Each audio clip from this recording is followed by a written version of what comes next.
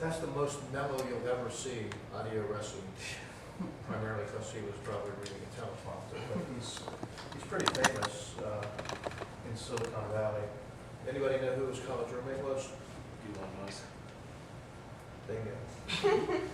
Okay. And he became super famous when he started a company called The Funded, which basically looked under the covers of what venture capital firms were doing and asked CEOs who had received funding from venture capital firms just how useful they were. So that created quite an uproar. He's a very interesting and fun guy. So any quick questions? We can get into more questions. Let's get our speakers up here. Any quickies before we start? Okay, Ron Szpatura, we'll start with. He's the CEO and founder of Landmarks Marketing. And we're going to do a fireside chat format, except we have no fire. But we do a couch, so Ron, you want to come up here? Okay. I'm going to start him off by asking to share his personal experiences. Go back in time, as far as you need to. What was going through your head when you made the decision to stop being an employee, wherever you were and whatever you were doing, and start your own company? Presumably that was Landmarks the first one. So let's start with that.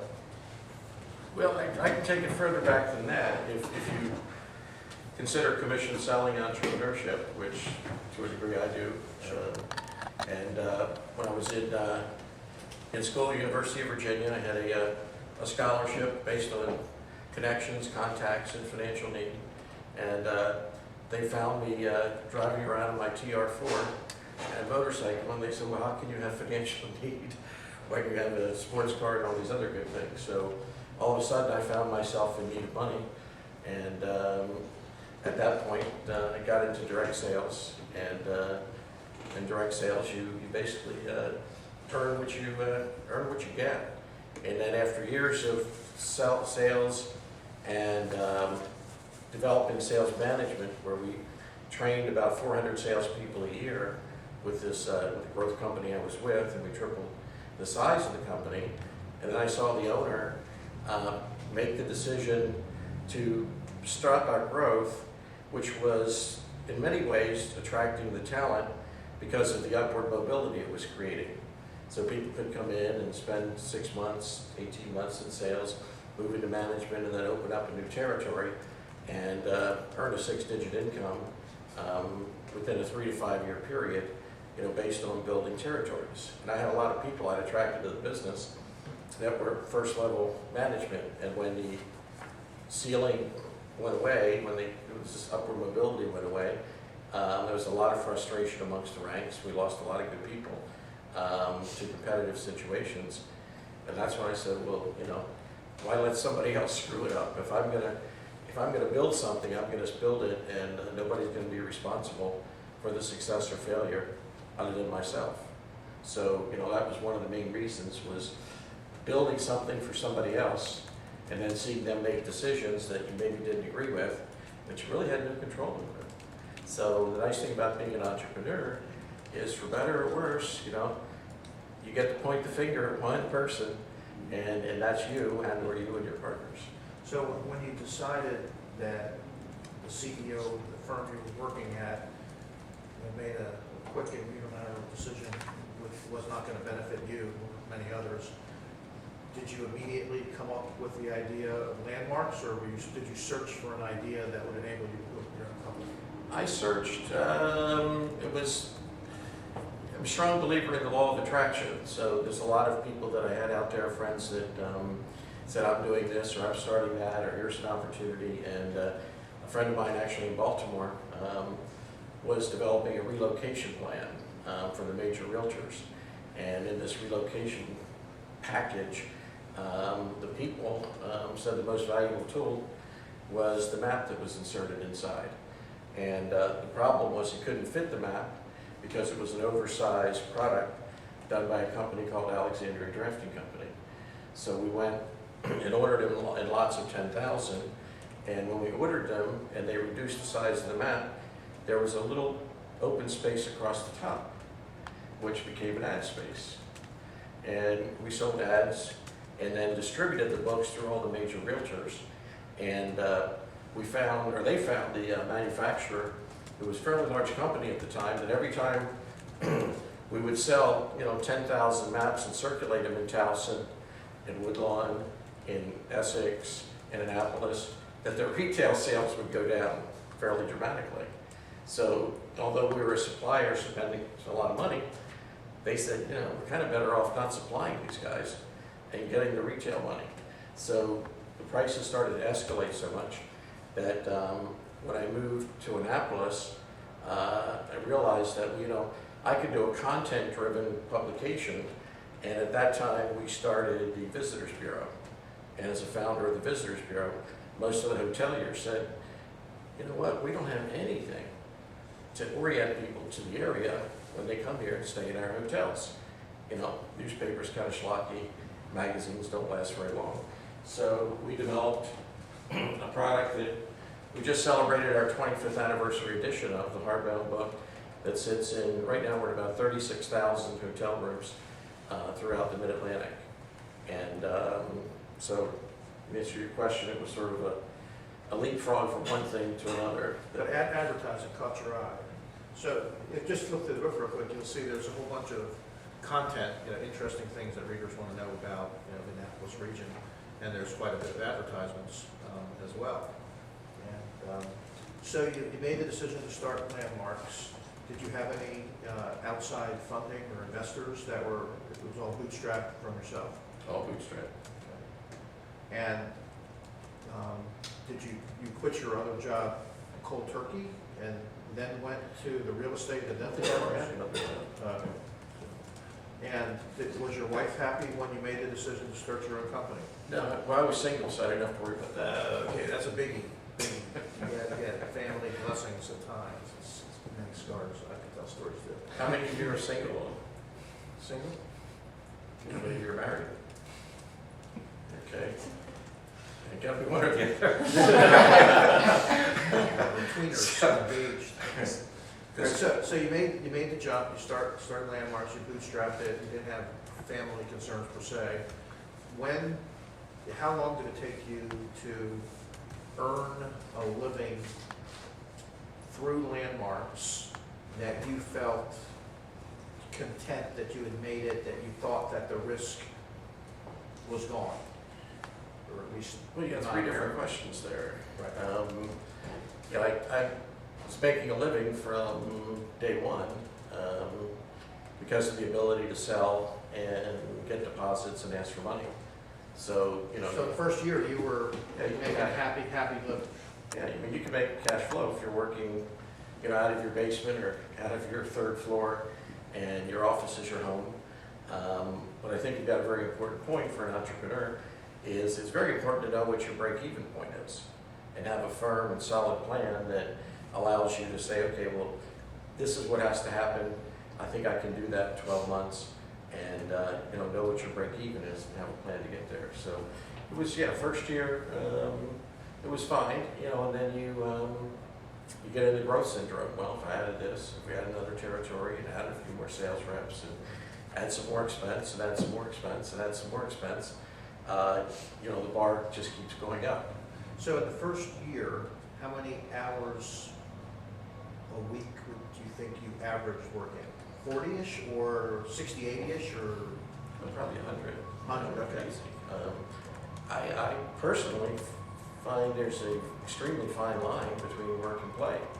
Since I talk to business owners all day about their businesses and ways to help their business, I kind of want to do that anyway, whether I'm working or not. So, work and play, that's, I think, a very important aspect of a business is something you have a passion for, something that you enjoy doing, and it's a pleasure, and that way it's not, now I'm working and now I get to have fun. Have fun working.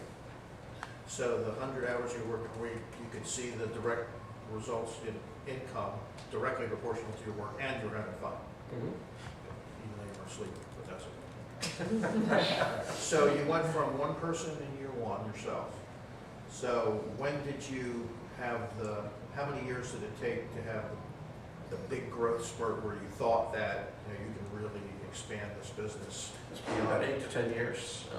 We started going from city to city with the concept, and found it very well received. Wound up in 10 cities, had about a dozen salespeople, 7, 8 in-house people, so 20 plus people.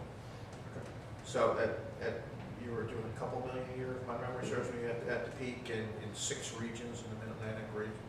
Now he's looking at getting outside investors so he can expand significantly faster and broader. But he had a business for 25 years, started as an entrepreneur, the one we had.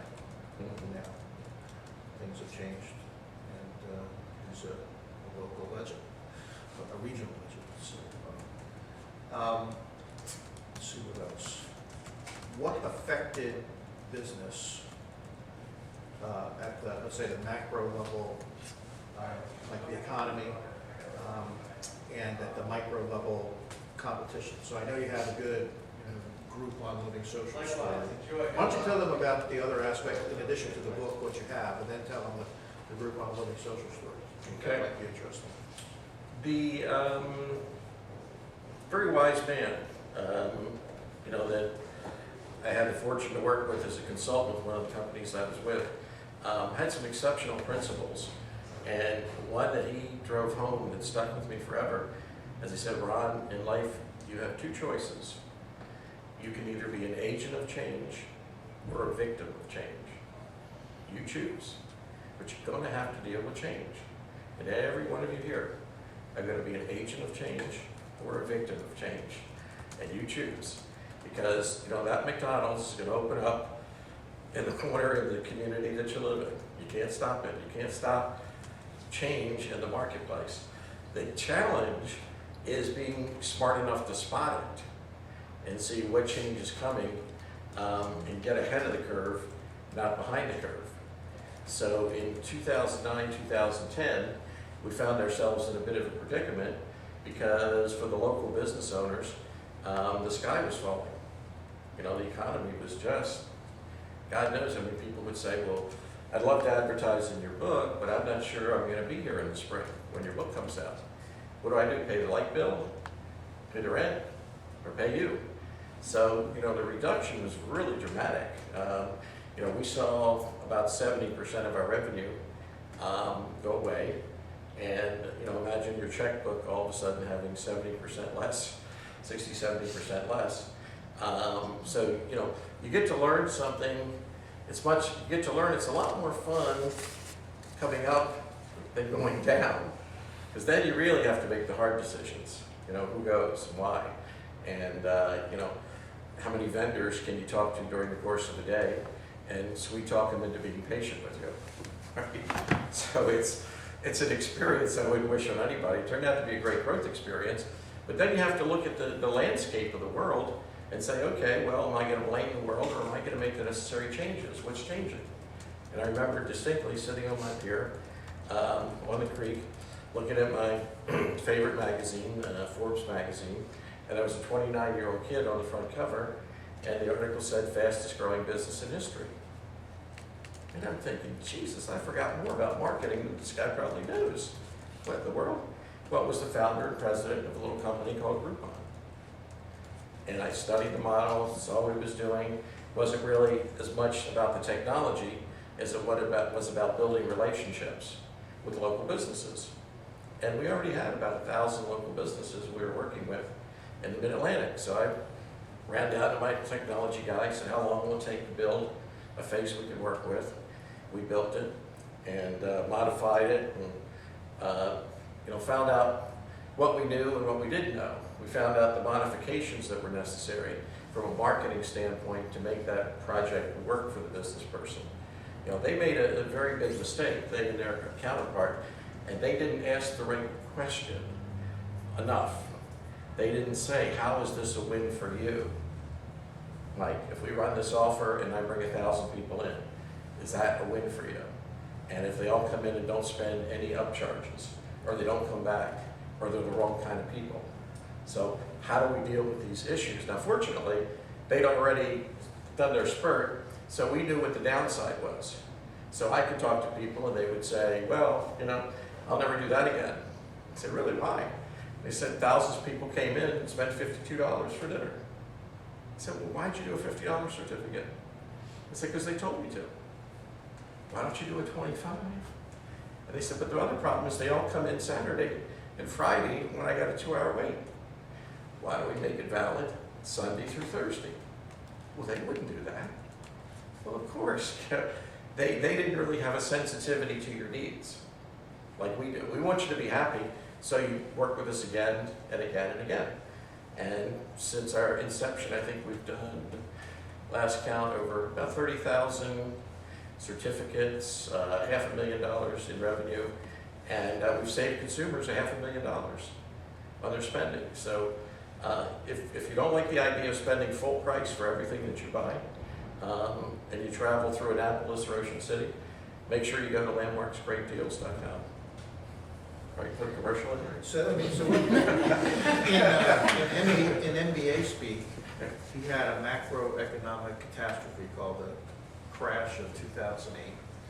Instead of suffering only pain, he made an adjustment and launched a new revenue stream, namely the Digital Daily Deal program, to complement the publication, which was Landmark Books. So he made lemonade out of lemons. So as a business entrepreneur, you always have to be watching the market, hopefully leading the market, but it's not something you can start once and watch it run. And I think that's the moral of the story. You always have to be on your toes and be creative and innovate and stay ahead of the game and differentiate yourself against competition. So, all right. So let's. Why don't we ask? Ron's got to go. Up his way to the airport. So why don't we do the Q&A for Ron now? We may cover the principles too. You want to do a couple? Yeah. Okay. I would suggest to all you that are, again, considering going out on that limb and becoming a wing walker, a lot of times you don't get enough positive encouragement, which is a great thing about this kind of group. The brotherhood of pain is a wonderful thing. And we all go through a lot of the same pain. But there's a lot of things that I've learned along the way, I think, that are worth sharing. I mean, one is what they call the power hour. All the negativity, all the challenges. Spend an hour in the morning reading a positive book. I've been amazed. I go to YouTube and great stuff. Will Smith, all these people that have been successful. They're right there and they're sharing their stories with you and they're sharing their positive energy. So, give yourself a power hour in the morning. Get yourself excited and positive. But you learn all kinds of principles along the way. Most successful businesses are not truly technology driven, they're principle driven. And if you get the principles, I mean, who thought 15 years ago Apple would be successful in the music industry? But, look what they did. The watch industry. Well, the watch industry or whatever industry. So I put together a little, some of the principles that we try to drive our organization with, and wanted to share these with the group. One is, it's a lot of challenges that you're going to experience. But what do you focus on? Do you focus on the pain, or do you focus on the healthy part of your body? Which your attitude of gratitude. Many experts say that's one of the single most important things in success in entrepreneurship or life, is have an attitude of gratitude for the good things you have. Secondly, is celebrate your victories. We've got some people in training in our office today, and they said, what's that bell ringing out there? I took around and we said, well, every time somebody calls in a sale, Amy rings the bell, and everybody comes up, right? You've been there. Say, oh, what happened? Oh, this, we got a new client, just yada, yada, yada. And they took a piece of candy in the big bowl next to the bell. So celebrate your victories. Say, hey man, that's a win for me. Recognize your wins. First, seek to understand, and second, to be understood. Okay? Everybody wants to tell you, well, I got the, well, tell me about yourself. What is it that you're looking to do? So try and understand other people. The more people that you make feel good about who they are, the more people are going to want to help you get to where you want to go. I mean, Ziegler said it best. He said, you get everything you want in life if you help enough people get what they want. And look for the good in others. You know, virtually everybody has something good, and it's easy to, if you look for it, you're going to find it. If you look for the bad, or, you know, I've sent people to seminars all the time with great speakers, and they'll come back and they'll say, well, you know, I didn't really like the guy's tie. I say, well, what did that have to do with the message? You weren't there to check out his tie. Look for the good, you know, understand. As this cat does why he has a dog. You know, and celebrate our differences. A friend of mine, Jerry Hartog, did extremely well in the medical technology arena. And when I asked him, I said, what's the key? What's your secret? He says, we celebrate our differences. We try and get together and have common goals and objectives.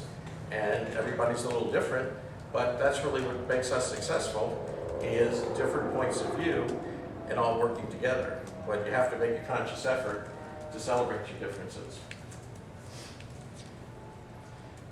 There, you know, the first successful agency in sports, McCormick.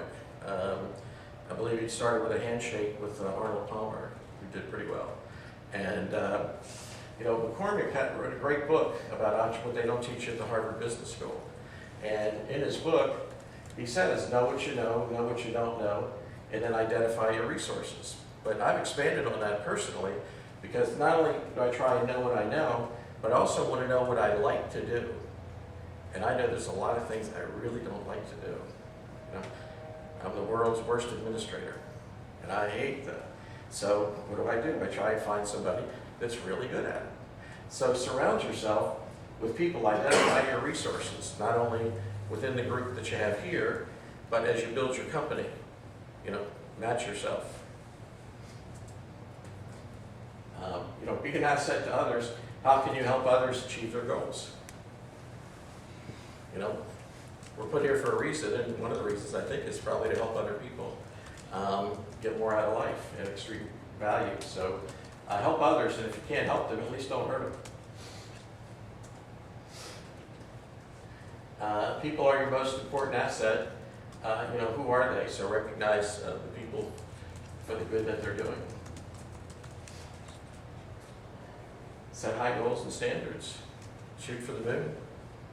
Worst thing is you'll wind up hitting the star. And be a force for good. Many of you have probably seen one of these movies by Mr. Lucas, and it very clearly, you know, shows that in the world we live in today, there are forces of good and forces of evil. And again, that's something you get to choose. And I think if you're a force for good, you tend to go a lot further than if you're on the opposite end. Also, company and entrepreneurship should be a growth experience. You know, I hope that the people that I work with, you know, as we allow them to grow in responsibility, as we don't micromanage them, as we give them an opportunity to fail. Yeah, fail fast. That's how you learn, is through failure. So you don't persecute people for failure. Allow them to grow through failure. And last but not least, no matter what the consequences or the challenges appear to be in front of you, never give up. Never give up. Okay. So, questions? I have a question. Sure. So if you could have a conversation with you at 24, what would you tell him? With who? Yourself at 24 years old. At 24, that's a good question. I would tell myself, move fast and don't be afraid to fail. Don't be afraid to take chances. Get this train on the road. You know, it's you know, it's a journey, and if you want to take it slow, and if you want to be conservative, and you want security and all that stuff, in my opinion, you miss the adventure. And entrepreneurship, you know, is an adventure, but you gotta step out on a limb. Someone once told me, they said that the best example they could think of as entrepreneurship is it's going from lily pad to lily pad and taking the next step when the lily pad's not there, believing it will be by the time my foot gets there. So sometimes a little bit of faith goes a long way. You like this one? One of my students gave me that. Entrepreneurship, what if I failed? Here's a guy, very successful entrepreneur, gambler, by the name of Machiavelli. Anybody ever heard of him? Wrote a great book called Machiavellian Management. Did you read that? He was one of the world's reputedly greatest gamblers in his day. And they asked him, you know, how he could take such risk. And he said, it's how I deal with fear. I said, well, how do you deal with fear? He said, well, in so many words, he said, fear is pretty much anxiety driven. You know, you're afraid, but you're not sure what you're afraid of. He said, so what I do is I clarify the worst possible consequence of my actions. So I say, okay, if I bet $10,000 on this hand, what's the worst thing that can happen? I can lose $10,000. So can I deal with that outcome? Yes, I can. Well, then what am I afraid of? Then you move forward, taking the best course of action you can to get a positive outcome. Because when you recognize the downside is not going to kill you, if you start a business and it doesn't work out after a year or two, what's the worst thing that's going to happen to you? You know, you lose some money, you lose some time, but you'll learn some great things, and you can say to yourself, you know, I took a chance. I went on a limb. You know, pat yourself on the back. Because every success that you've seen, the Beatles were rejected by 17 studios, and I don't know if anybody ever heard the Art Linkletter story. You know that one? Anybody know who Art Linkletter is? Probably only me. He was a little before your time, but he had a very successful show. Said what funny things kids say.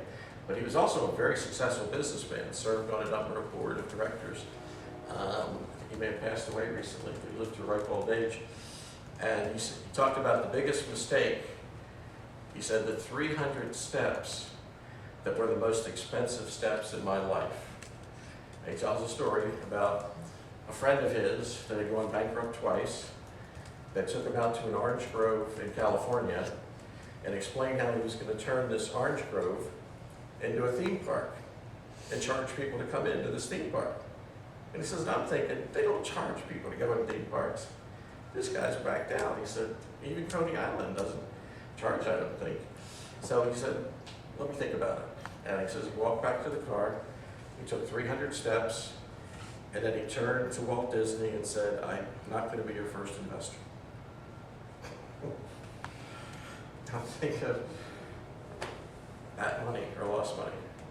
Disney had a dream, you know. He didn't share the dream. He didn't buy into the dream.